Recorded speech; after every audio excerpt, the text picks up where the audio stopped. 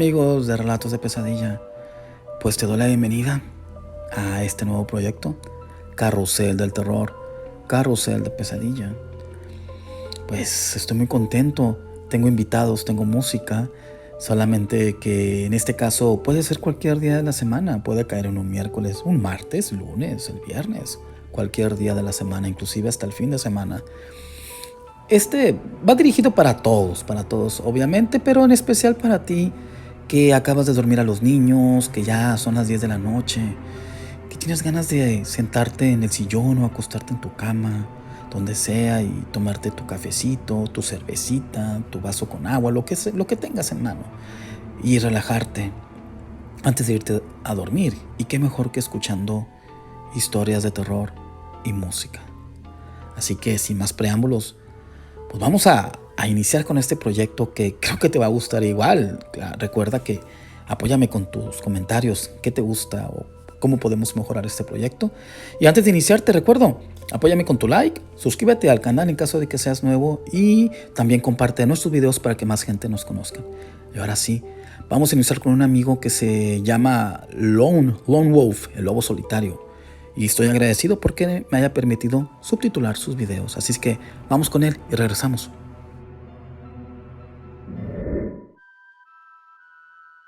Hey guys, my storytelling is not the best, so I probably shouldn't post this. But I have wanted to tell this story for a while now, so here we go. First, a bit of backstory. This creepy encounter happened about a year ago. I had just turned 18 and was 5'3", but looked much younger than I was. I had just moved out of my parents' home that year and started flatting with some close friends. For reference, I live in a small town in New Zealand, where there is almost no crime, and when it does occur, it's almost always something small, like burglary or something like that. So I felt pretty safe at the time. Anyways, back to the story. One afternoon, I was at my flat with my 3 flatmates, when they said they were going to go pick up a couple of our friends and come straight back. So I decided to stay home, since there wasn't enough room in the car. Fast forward about an hour, and they still hadn't come back. So I checked their snap maps and saw that they had driven to a bigger city about an hour away and hadn't told me. Naturally, I was upset and confused about why they had left me, so I tried to message them and got no reply. At that point, I was upset about being ditched and decided I would go for a long walk. So I started walking and decided to walk to my grandma's, who lives about 5 kilometers out of town, with my sister. By the time I got there, it was about 5 p.m. I took a nap until my sister woke me up at about midnight and asked if I wanted a ride home since she was going to bed. I checked my flatmates' locations and could see that they were on their way home, but I didn't want to go to the house by myself. So I texted one of my friends, Tyler, and asked if I could come over until they got back. He said I could. Once I got to Tyler's, we just chilled for a bit until his mom said I had to leave, so I tried to call my friends to pick me up. They didn't answer. By now, it was 1 in the morning. Tyler said he would walk me home, so he started walking the 5 blocks to my house. After we were about 3 blocks away, I got a call from my flatmate, Chelsea. She said they were back in town and could pick me up in 5 minutes after dropping someone off. I told her it was okay and that I was almost home. I know this was stupid, but I thought I was safe. I had lived in that town my whole life, and nothing like this had ever happened to me or anyone I knew. So I told Tyler that he could go home and that I would be okay to walk the rest of the way by myself. He asked if I was sure, and I said yes. So he turned back and we went our separate ways. I put my earplugs in and pulled my hood up so nobody could see I was a girl walking alone at night. I was just about to play my music when I heard a car coming up the road behind me. I pulled my hood closer around my face and prayed they would keep driving past. To my dismay, the car slowed down almost to a stop directly beside me, and the car window rolled down to reveal a 25 to 30-year-old man staring at me.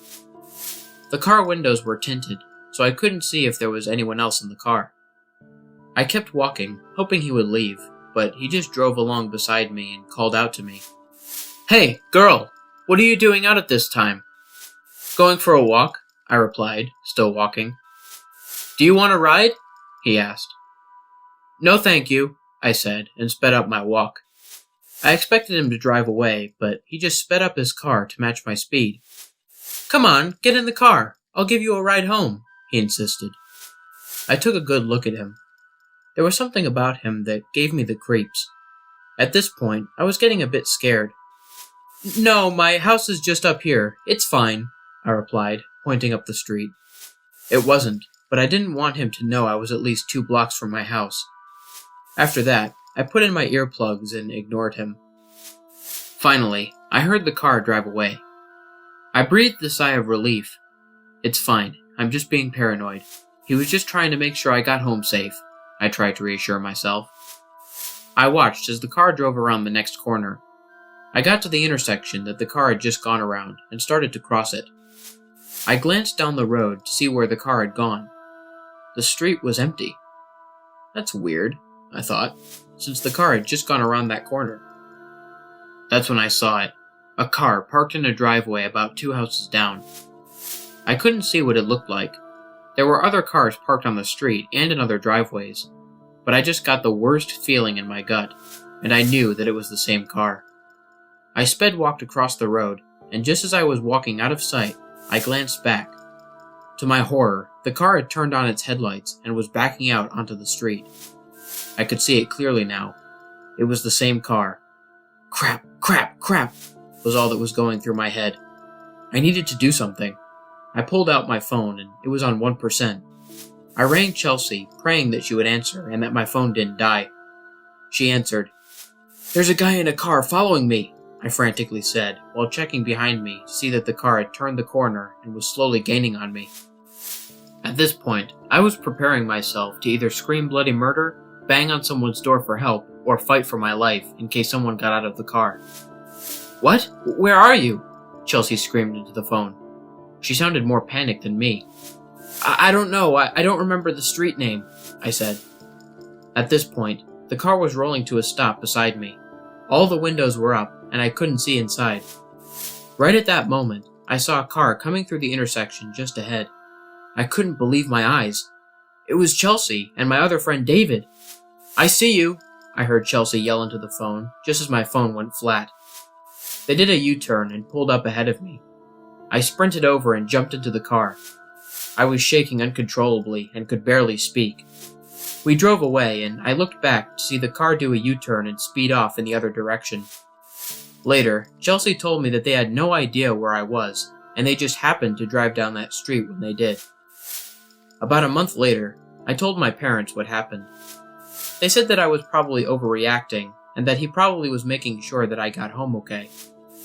That may well have been the case, but I've always had this feeling that that man, or men, if there were more in the car, had bad intentions.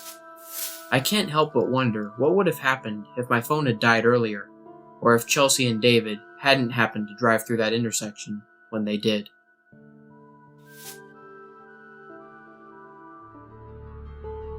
Y bueno amigos, regresamos. ¿Qué tal te pareció esta primera historia para iniciar este proyecto? Carrusel de Pesadilla, Carrusel del Terror, con nuestro amigo acá estadounidense Lone Wolf. Te recuerdo que te dejaré el link de su canal para que vayas, lo consultes y te suscribas. Y ahora pues vamos a dar también estreno la primera canción, uno de los grupos favoritos de este canal, Porcupine 3. La canción se llama Fear of the Dark Planet o Fear of a Dark Planet. Miedo al planeta oscuro. Vamos con la canción y regresamos.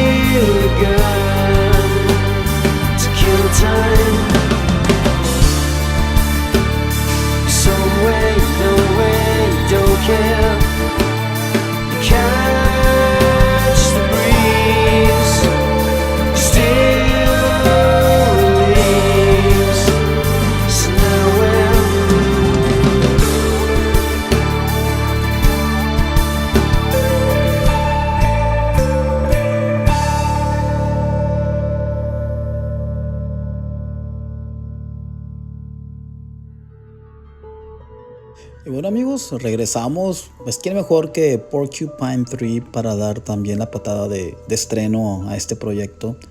Carrusel del terror, Carrusel del pesadilla, con Porcupine 3 y su canción Fear of a Dark Planet, miedo a un planeta oscuro. Y bueno amigos, ahora vamos con nuestro siguiente amigo. Tú lo recuerdas, nuestro amigo Cristian de allá de Baja California Sur, nuestro amigo Cristian del mundo del misterio. Tú sabes que es amigo de la casa. Y pues, ¿qué te puedo decir más que vamos a escuchar su historia? Que también estoy muy agradecido con él de que nos permita publicar aquí sus videos. Y pues más que es, yo creo que es ideal para la inauguración de este proyecto. Vamos a escuchar su historia y regresamos. Hola, hoy les traigo la leyenda del trailero y la chica de la carretera. Esta leyenda es seguramente una de las más famosas y populares historias de terror por diferentes países. Una noche, Mario conducía a las 12 de la madrugada, cuando su tráiler se va acercando a una neblina muy espesa. Él va conduciendo por una carretera desconocida.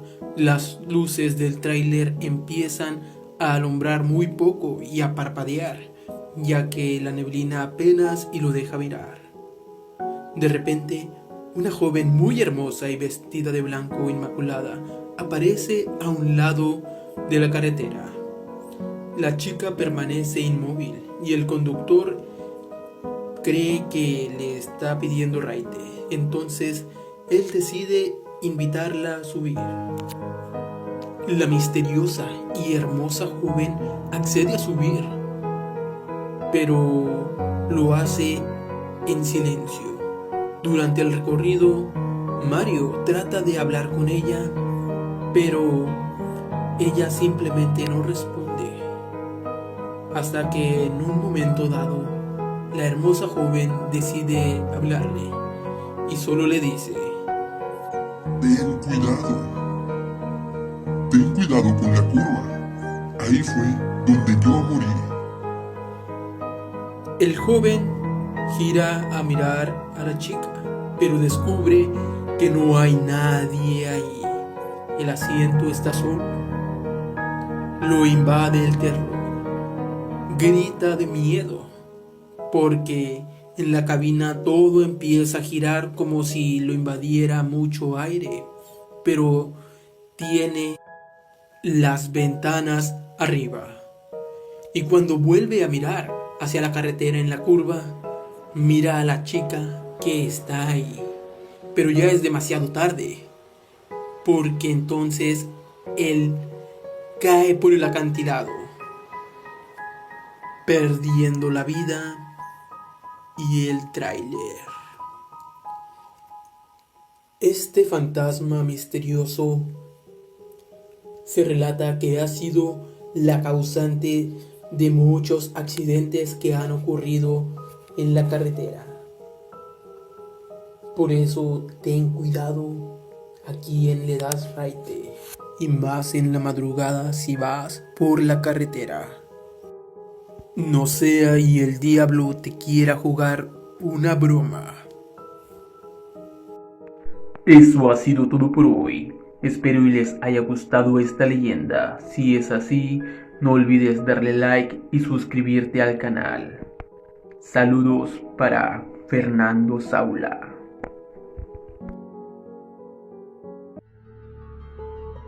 Y bueno amigos, regresamos. Te recuerdo que te dejaré el link del canal de mi amigo Cristian, El Mundo del Misterio, para que vayas, lo cheques y te suscribas.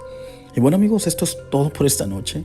¿Qué te pareció este tiempo? Déjame en los comentarios si te gusta este estilo. Te repito, este carrusel es algo sencillo, práctico, fluido. Porque recuerda, yo sé que acabas de dormir a los niños, estás cansado y lo que quieres es sentarte en tu sillón, en tu mecedora, acostado en tu cama y escuchar terror y música. Qué mejor que aquí con nosotros. Y así es. Entonces, como te repito, la canción con la que nos vamos a despedir es también de un grupo noventero. Ahorita creo que ya, no sé si todavía sigan tocando, el grupo Candlebox. La canción se llama Blossoms. Y esa canción no pegó mucho y casi siempre fue lo que me pasó conmigo. Siempre me gustaban las canciones menos famosas de los grupos. Y bueno amigos, te repito, apóyanos con tu like, comparte nuestros videos para que más gente nos conozca y suscríbete a este canal en caso de que seas nuevo. Y bueno amigos, te repito que este proyecto se va a hacer cualquier día de la semana. Cualquier día puede caer, pero siempre serán las 10 para que vayas y te duermas contento. Ahora sí, descansa y qué mejor con historias de terror. Qué mejor que sueños con estas historias. Porque recuerda que el terror hay que abrazarlo, hay que vivir con él porque ahí está. Siempre está alrededor. Obvio, hay que evitarlo, hay que prevenirlos. Hay que saber enfrentarlo para decirle: vamos de paso, tú por tu lado, yo por el mío. Ahora sí, nos vemos hasta el próximo. Hasta el próximo carrusel de terror. Carrusel de pesadilla.